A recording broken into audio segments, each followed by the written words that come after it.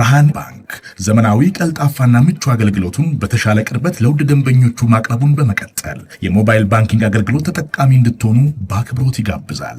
በዚህ አገልግሎትም ደንበኞች የሞባይል ስልካቸውን ብቻ በመጠቀም የሂሳብ እንቅስቃሴያቸውን ማወቅ፣ አጭር የሂሳብ መግለጫ መጠየቅ፣ የቼክ ደብተር ማዘዝ፣ የቼክ ክፍያ መረጃ መከታተል፣ የውጭ ምንዛሬ ተመን ማወቅ፣ ከአንዱ ሂሳብ ወደ ሌላ ሂሳብ ገንዘብ ማስተላለፍ፣ ቋሚ ክፍያ ትዕዛዝ መስጠት፣ የብድር ክፍያዎችን መፈጸም ይችላሉ። በዚህ አጋጣሚም የብርሃን ካርዶን በመጠቀም በሽያጭ ማዕከል ማሽን ፖስ ለግብይቶ ክፍያውን መፈጸም እንደሚችሉ ብርሃን ሲያበስራችሁ በታላቅ ደስታ ነው። በጊዜና በቦታ ያልተገደበ ምቾትና ዘመናዊነትን ያነገበ አገልግሎት ተጠቃሚ ስናደርገው ደስ ይለናል። ብርሃን ባንክ፣ እንደ ስማችን ብርሃን ነው ስራችን። የትናንትናውን ደግሞ ጨዋታ እንመልከት። የጀርመን ብሔራዊ ቡድንን እናንሳ። እንግዲህ ጀርመን ወደ ዓለም ዋንጫ ማለፏን ያረጋገጠችበትን ውጤት ነው ያስመዘገበችው። ትናንትና በሰፊ የግብ ልዩነት ነው ማሸነፍ የቻለችው። ይህንን ጉዳይ እናንሳው። እንግዲህ ፍሎሪያን ቪርትዝ አሲስት ማድረግ ይችላል። እዛ አይደለ 2 አሲስቶች አሉ። ወደ ጀርመን ሲሄድ ጥሩ እየተጫወተ ይገኛል ይሄ ተጫዋች። እናንሳው እስኪ የጀርመን ብሔራዊ ቡድንን ጉዳይ። ምሳ በጣም በትችት ነው ወደዚህ ጨዋታ የመጣው የጀርመን ብሔራዊ ቡድን። እኔ የጀርመን ብዙሃን መገናኛዎች ትልልቆቹ የጀርመን ጋዜጦች ምናልባት ከሃንዚ ፍሊክ ዘመን በኋላ እና የፍሊክ ዘመን ደግሞ በጣም መጥፎ ስለነበር ከዛ ጋር ያነጻጸሩት ሊሆን ይችላል። ናግልስማን ብዙ እኔ ደግሞ የጀርመን ብሔራዊ ቡድን ብቃት አሳማኝ ያለ መሆኑን ያህል እየተተቻ አይመስለኝም። ትችቶች ያሉበት ግን መራር አልነበሩም። ከዚህ ጨዋታ ከቀናት በፊት ከሉክዘምበርግ ጋር ነው የተጫወቱት እና 2-0 ነው ያሸነፉት። ግን በጣም ደካማ ብቃት ያሳዩበት ናግልስማን ላይ ጥያቄዎች መነሳት የጀመረበት እና 2-0 ማይገባቸው ድል ነው እስኪባል ድረስ የተተቹበት ነበር። ይሄ ደግሞ ወደ ዓለም ዋንጫ የሚያሳልፋቸው በጣም ወሳኝ ጨዋታ በቀጥታ ማለት ነው ወደ ዓለም ዋንጫ የሚያሳልፋቸው። ትላንትና በረጅም ጊዜ ውስጥ ቡድኑ ያሳየው ምርጥ ብቃት ነው። በረጅም ጊዜ ውስጥ ነው ቡድኑ እንዲህ አይነት ጥሩ ፐርፎርማንስ ያሳየው። እኔ አላስታውስም፣ ምናልባት የአውሮፓ ዋንጫ ላይ አንዳንድ ጥሩ ጨዋታዎች ነበሯቸው። ከዛ ከአውሮፓ ዋንጫው መጠናቀቅ በኋላ የጀርመን ብሔራዊ ቡድን እንደዚህ ጥሩ የተጫወተበት ጨዋታ አልነበረም። ከስሎቫኪያ ጋር ነው የተጫወተው። ጀርመን እንዲያሸንፈው የምንጠብቀው ባላጋራ ነው፣ ግን በቅርብ ጊዜ የጀርመን ብሔራዊ ቡድን ይህንን ቡድን ያሸንፋል ብለሽ የምትተማመኝበት አይደለም። ስሎቫኪያም የትላንትናውን ጨዋታ ቢያሸንፍ ኖሮ በቀጥታ ወደ ዓለም ዋንጫ ማለፉን የማረጋገጥ እድል የነበረው ሪያሊስቲክ ወደ ዓለም ዋንጫው በቀጥታ የማለፍ እድል የነበረውን ቡድን የገጠሙ። ስለዚህ ፐርፎርማንሱ በጣም ግሩም ነው። በታሪኳ ጀርመን ለ21ኛ ጊዜ ዓለም ዋንጫ ላይ ትሳተፋለች። ብራዚል ብቻ ነው ብዙ ዓለም ዋንጫ ተሳትፎን በማድረግ ከጀርመን የምትበልጠው። ከዛ የቡድኑ ብዙ የሚተቹ ቁልፍ ተጫዋቾች በጣም ብዙ እየተተቹ ያሉ 2 ተጫዋቾች አሉ፣ ሌሮይ ዛኔ ና ፍሎሪያን ቪርትዝ። ሌሮይ ዛኔ 2 ግሩም ጎሎች አስቆጥሯል። ፍሎሪያን ቪርትዝ 3 ጎሎች ላይ በቀጥታ ተሳትፏል። የጀርመን ብሔራዊ ቡድን ለጊዜው የአጥቂ ችግር ያለበት አይመስልም። ኒክ ቮልተማደ በ3 ተከታታይ ማጣሪያ ጨዋታዎች 4ኛ ጎሉን አስቆጥሯል። በአጠቃላይ 6 ጎል አስቆጥሮ ነው ያሸነፈው።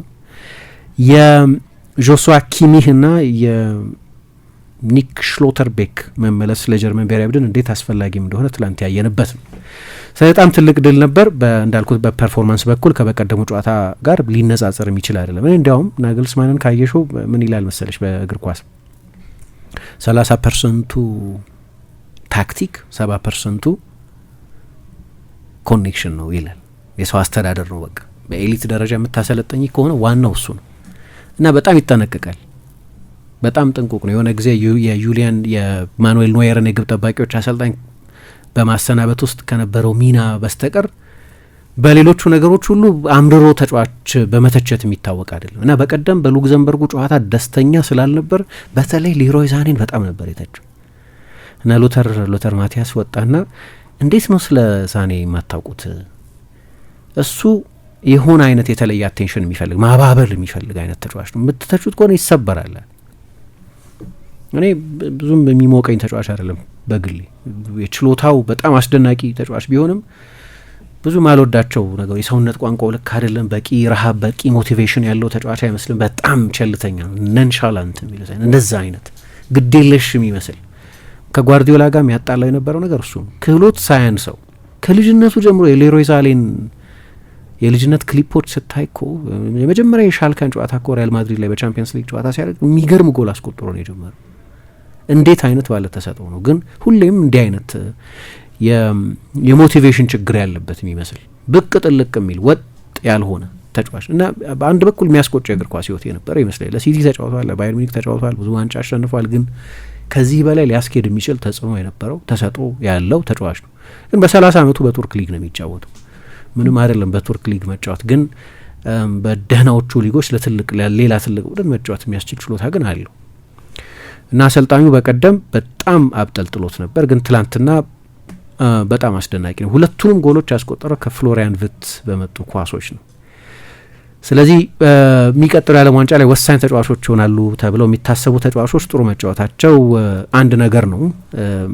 የአሰልጣኙን ትችትም ኢግኖር አድርጎ ሜዳ ውስጥ መልስ መስጠቱ የሌሮይ ሳኔ አንድ በጎ ነገር ነው። እንዲያውም በተቃራኒው ነው እኮ ፍሎሪያን ቪርትዝ ጥሩ እየተጫወተ አይደለም፣ እስቲ ስታቲስቲክሱን ተመልከቱ፣ ጎል የለ አሲስት የለ ምናምን ሲባል እና ያገቡለትማ የሊቨርፑል ተጫዋቾች ምን ያድርግ ብሎ ተከላክሎታል። እንዲያውም ችግሩ የእሱ አይደለም፣ ያው ትልልቅ የጎል እድሎች ይፈጥራል ብሎ ተከላክሎለት ነበር እና ትችት ውስጥ ነበር። በጀርመን ሳይሆን በእንግሊዝ ብዙሃን መገናኛዎች ግን የሊቨርፑል የዚህ ውድድር ዘመን እስካሁን ያለ ጉዞ ሲተች ለትችት መግረፊያነት ከሚያገለግሉት ዝውውሮች መካከል አንደኛው ይሄ የፍሎሪያን ቪርትዝ ዝውውር ነው እና በተለይ በእንግሊዝ ብዙ ይተቻል።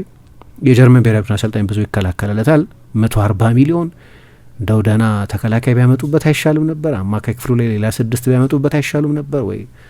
ሌላ ጥሩ የቀኝ ፉልባክ ቢያመጡ አይሻልም ነበር ሚል እንዲያውም የሱ የወጣበት ገንዘብ እንደ ብክነት ሁሉ መረር ባለ ትችት የሚተቹት ሰዎች አሉ። እኔ በእንግሊዝ ቢሳካለትም ባይሳካለትም ግሩም ተጫዋች ነው፣ ትልቅ የእግር ኳስ ህይወት የሚኖረው ይመስለኛል።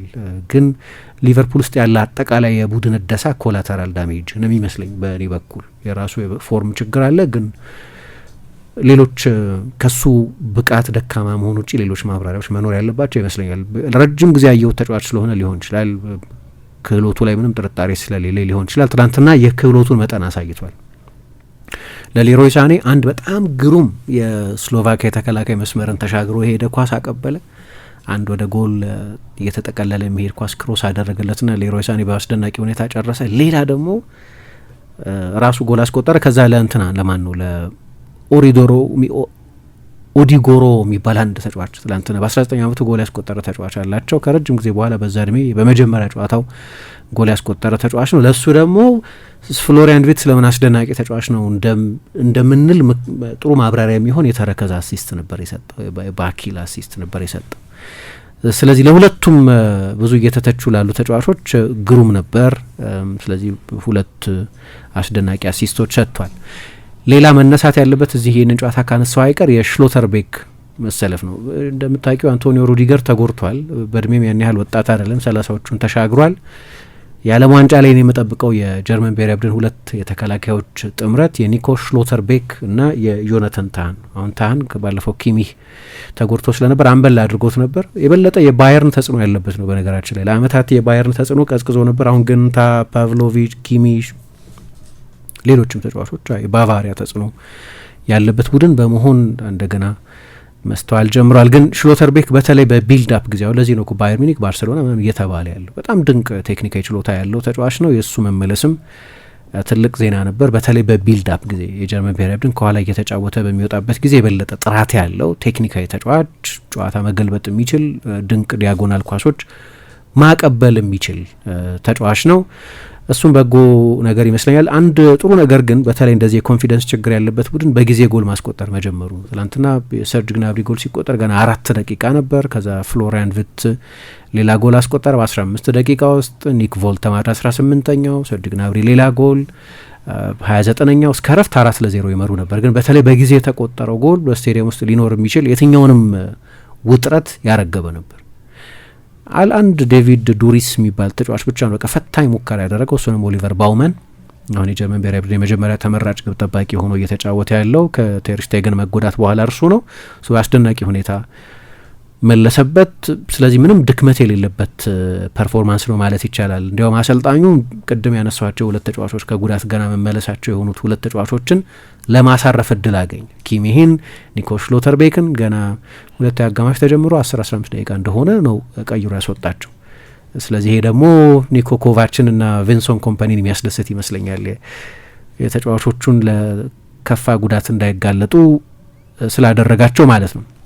ሌሎች አንዳንድ ተጫዋቾች ደግሞ አሉ ለጀርመን ብዙ ሲጫወቱ ያላየናቸው። ሪድል ባኮ ከአመታት በኋላ ተመልሷል ወደ ጀርመን ብሔራዊ ቡድን። ማሊክ ቺያው የኒውካስል ሲዝን በአጠቃላይ ጥሩ ባይሆንም በተለይ ከሜዳ ውጭ ባሉ ጨዋታዎች በጣም ጥሩ ፈራሚዎች አሏቸው። ሁለቱም ጀርመናውያን ናቸው። ማሊክ ቺያው ከሚላን ኮሞን ቢብሎ ወደ ኒውካስል የመጣው ተጫዋች እና ኒክ ቮልተማደ ለጀርመን ብሔራዊ ቡድን ይሄም ተጫዋች ትላንትና ተቀይሮ ገብቶ ተጫውቷል። ብዙ አሪፍ ነገሮች ያየንበት ነው እና በቀጥታ ወደ ዩናይትድ ስቴትስ ወደ አሜሪካ ያለ ተጨማሪ የማጣሪያ ጨዋታዎች ለ21ኛ ጊዜ በታሪካቸው አልፈዋል ማለት ነው። 4 ጊዜ ዓለም ዋንጫን ያሸነፈች የጀርመን ብሔራዊ ቡድን ከሁሉ በላይ ወጥ የሆነ የጎል ስጋት ለባላጋራ ቡድን መሆን የሚችል 9ም አላቸው። ኒክ ቮልተማደ ጥሩ ምሽት ነበር። ከረጅም ጊዜ በኋላ ጥሩ ሲጫወቱ አየናቸው። አድማጮቻችን ለዛሬ ነበረን ቆይታ ይህንን ይመስል ነበር። ሌሎች ፕሮግራሞች ከአራዳ ኤፍኤም ወደ እናንተ መድረሳቸውን ይቀጥላሉ። መልካም ጊዜ ይሆንላችሁ። ብርሃን ባንክ ዘመናዊ ቀልጣፋና ምቹ አገልግሎቱን በተሻለ ቅርበት ለውድ ደንበኞቹ ማቅረቡን በመቀጠል የሞባይል ባንኪንግ አገልግሎት ተጠቃሚ እንድትሆኑ በአክብሮት ይጋብዛል። በዚህ አገልግሎትም ደንበኞች የሞባይል ስልካቸውን ብቻ በመጠቀም የሂሳብ እንቅስቃሴያቸውን ማወቅ፣ አጭር የሂሳብ መግለጫ መጠየቅ፣ የቼክ ደብተር ማዘዝ፣ የቼክ ክፍያ መረጃ መከታተል፣ የውጭ ምንዛሬ ተመን ማወቅ፣ ከአንዱ ሂሳብ ወደ ሌላ ሂሳብ ገንዘብ ማስተላለፍ፣ ቋሚ ክፍያ ትዕዛዝ መስጠት፣ የብድር ክፍያዎችን መፈጸም ይችላሉ። በዚህ አጋጣሚም የብርሃን ካርዶን በመጠቀም በሽያጭ ማዕከል ማሽን ፖስ ለግብይቶ ክፍያውን መፈጸም እንደሚችሉ ብርሃን ሲያበስራችሁ በታላቅ ደስታ ነው። በጊዜና በቦታ ያልተገደበ ምቾትና ዘመናዊነትን ያነገበ አገልግሎት ተጠቃሚ ስናደርገው ደስ ይለናል። ብርሃን ባንክ እንደ ስማችን ብርሃን ነው ስራችን።